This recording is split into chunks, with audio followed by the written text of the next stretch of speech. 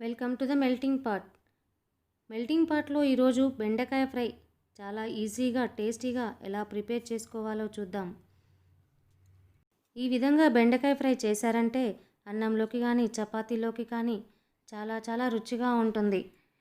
Process చూద్దామా మరి. ఒక కడాయి పెట్టుకొని అది హీట్ అయ్యాక 2 లేదా 3 టేబుల్ స్పూన్లు ఆయిల్ వేసుకొని అది హీట్ అయిన తర్వాత 1/2 టేబుల్ స్పూన్ జీలకర్ర, 1/2 టేబుల్ స్పూన్ ఆవాలు వేసుకొని 2 ఎండుమిరపకాయలు వేసుకోవాలి. ఇప్పుడు 1/2 కేజీ బెండకాయలు తీసుకొని ఈ విధంగా కట్ చేసుకొని వేసుకోవాలి. స్టవ్ మీడియంలో పెట్టుకొని వేయించుకోవాలి. ఈ విధంగా చేశారంటే బెండకాయలు జిగురు లేకుండా చక్కగా వేయించుకోవచ్చు. ఇప్పుడు 1/2 టేబుల్ స్పూన్ పసుపు వేసుకొని ఒకసారి బాగా కలుపుకోవాలి. బెండకాయలలో ముందే ఉప్పు వేయకూడదు. ఉప్పు ముందు వేయడం వలన తొందరగా జిగురు వస్తుంది. మధ్యలో కలుపుకుంటూ 2-3 నిమిషాల పాటు వేయించుకోవాలి. ఇప్పుడు 1/2 స్పూన్ నిమ్మరసం వేసుకోవాలి. నిమ్మరసం వేసుకోవడం వల్ల బెండకాయలు జిగురు లేకుండా ఉంటాయి. చాలా రుచిగా కూడా ఉంటుంది. ఇలా చేశారంటే పిల్లలు కూడా చాలా ఇష్టంగా తింటారు. చపాతీలోకి కూడా చాలా బాగుంటుంది.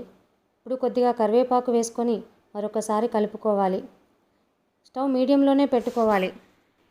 లంచ్ బాక్సెస్లోకి ఇలా చేసి పెట్టారంటే చక్కగా తినేస్తారు.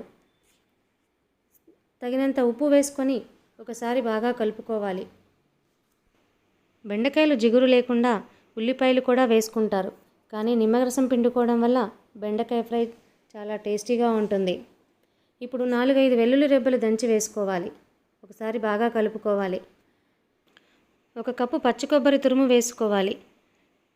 పచ్చి కొబ్బరి తురుము వల్ల బెండకాయ ఫ్రై చాలా టేస్టీగా ఉంటుంది. ఇప్పుడు 2 టేబుల్ స్పూన్లు కారం వేసుకోవాలి. కారం ఎక్కువ తినేవాళ్ళు ఇంకొంచెం యాడ్ చేసుకోవచ్చు. 2 నిమిషాల పాటు సిమ్లో వేయించుకొని స్టవ్ ఆఫ్ చేసుకోవాలి. అంతేనండి, టేస్టీ బెండకాయ ఫ్రై రెడీ అయిపోయింది. మీకు కనుక ఈ వీడియో నచ్చినట్లయితే లైక్ చేయండి, షేర్ చేయండి, అదేవిధంగా సబ్స్క్రైబ్ చేసుకోండి.